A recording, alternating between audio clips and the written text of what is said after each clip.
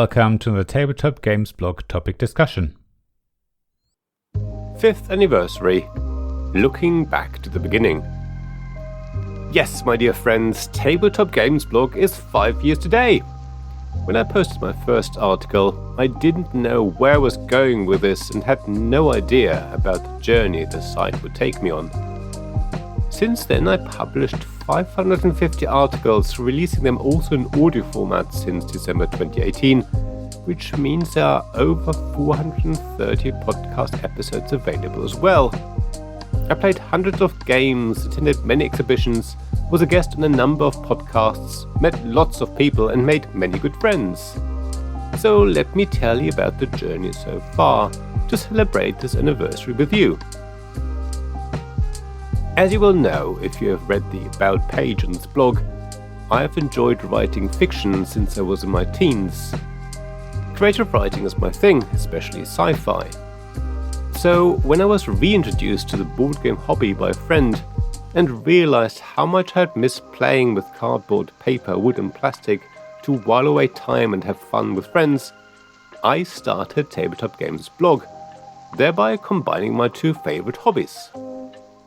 The very first article that appeared in the blog doesn't really deserve its name. In fact, before I started the blog, I had created a group on LinkedIn to start a discussion about my rediscovered hobby. My first post on that page was merely there to see who else might be interested in the hobby. I wanted to tell people what games I was playing and see what everyone else was into. After that first post, I realized I had more to say. I was still testing the waters, but I wanted to share my thoughts and experiences with the hobby. I knew there was more me than just a page on LinkedIn. It was time to start my own blog, and that first post was copied across, after which I deleted the LinkedIn page. My second article was only around 275 words, but I felt I was on the right track.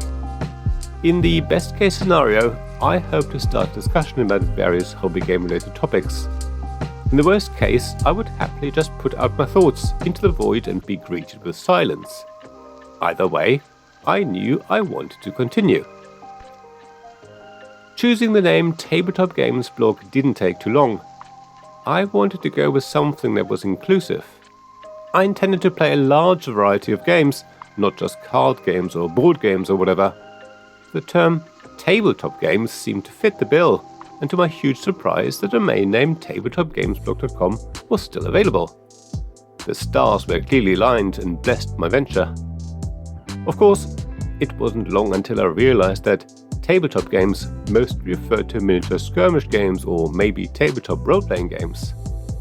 I didn't have much experience with either.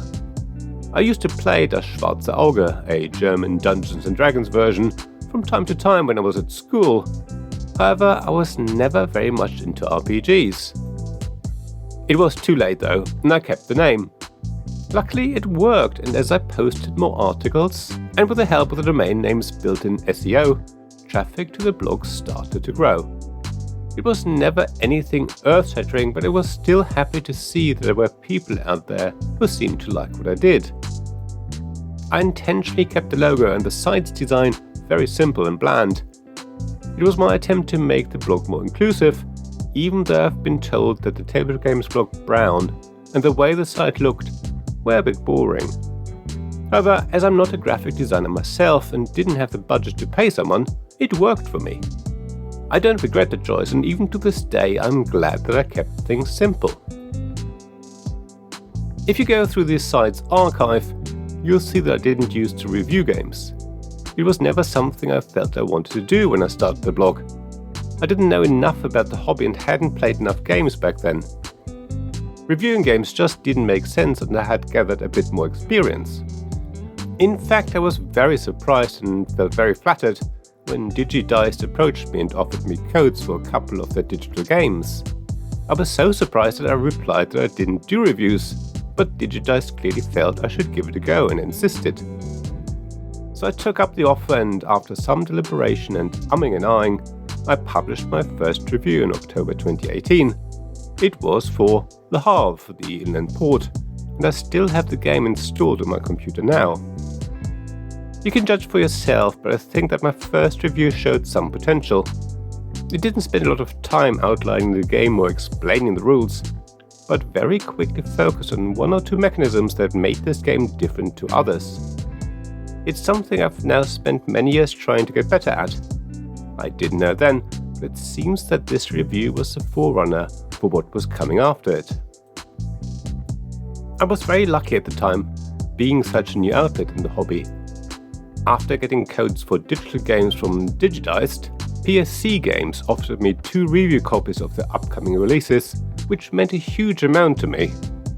It didn't take long, and a couple of new publishers also sent me prototypes of the games, Ren Games and Steep Games. That initial support allowed me to keep a schedule of releasing a review every week on a Saturday.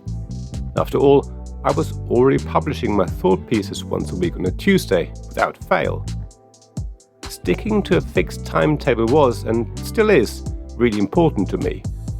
I need a little bit of time pressure to get things done. Without it, I would probably never release any articles ever again and just end up procrastinating all the time. Having a fixed schedule can sometimes be problematic though, so back then I knew I would be able to release a review for a certain number of weeks based on the games I had been sent. The question though was how I would carry on after that. Luckily, my friends were also avid gamers and regularly bought new games. Between us, we would be able to get enough new to us games to the table to allow me to continue writing a review every week. I was, and still am, very lucky that this is the case. Of course, to this day, whenever I go away on holiday, I need to schedule enough articles in advance to keep the blog going. I hugely rely on scheduling tools. My blog allows me to set the time and date of when articles come out, and I use social media tools that enable me to do the same for marketing those articles to my followers. I couldn't work without this functionality.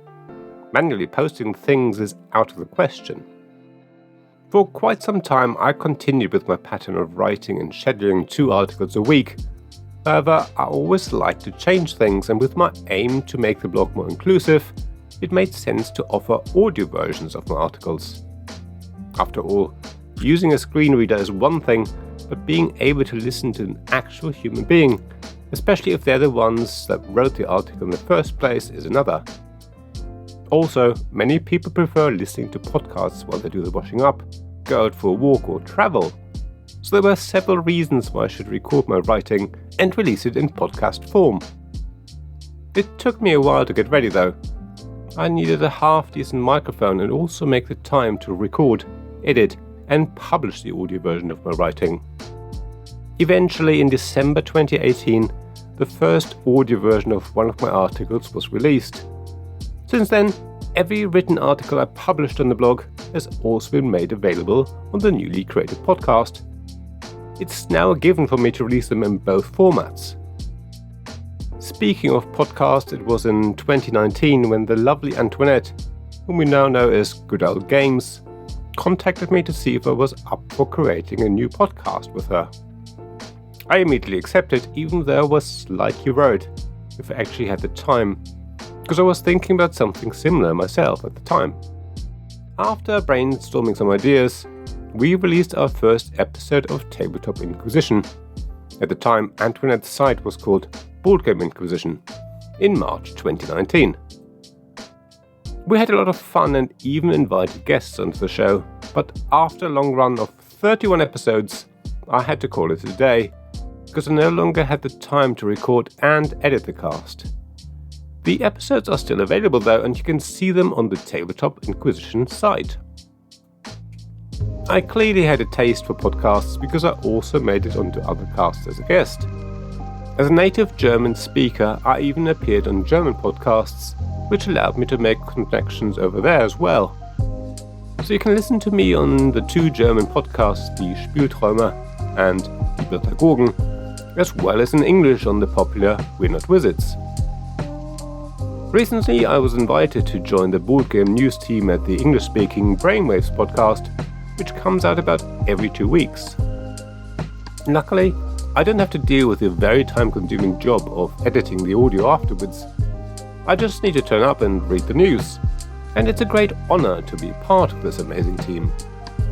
There is a lot more that happened in the last 5 years, but I would still be here next week telling you all about it. So instead, I just want to mention a few experiences that stick in my mind, and Essen Spiel 2019 probably sticks out the most. Not only did I meet the lovely Tom Heath from Slickerdribs during build-up, as well as the big name of rules editing Paul Grogan of Gaming Rules, but I also shared a bed with the designer of Fog of Love. Make of that what you will, but it was certainly an experience. I also met new friends working on the game's stand at the exhibition, inflating dozens upon dozens of heart-shaped helium balloons to make a giant arch that was visible from across the hall. It was certainly a sight to behold. I also met the wonderful Jess Cassidy, who was a guest on the Tabletop Inquisition podcast. She made me feel so very welcome, as if we'd known each other for ages. Of course, Edward Euler was also there, doing his bit to make fans of heavy cardboard welcome. Something that might actually be even more special was the evening before the opening day. I was sitting in the hotel lobby, quite late in the evening, waiting for my room to become available when 3 people came over to see if they could sit next to me. I was alone at a relatively large table, and everywhere else was full. I happily accepted, of course. They proceeded to play Skull King and asked me to join them, which was really lovely. It certainly helped pass the time, and I'm forever grateful to these people. It's amazing how far the blog has come in a relatively short space of time. I really appreciate all the support I've received from so many of you over the years. It's what keeps me going and motivated to carry on. It makes it all worth it. So, here is to another 5 years, at least. Thank you for listening to this Tabletop Games Blog topic discussion podcast. Please check the description below for links mentioned in this episode, as well as to the written version of this article on the blog. If you enjoyed this episode, please subscribe, give us some stars or leave a review. Please also tell your friends about me, and if you want to offer financial support, check out my Patreon and Ko-fi pages, links to which you'll find in the blog at tabletopgamesblog.com.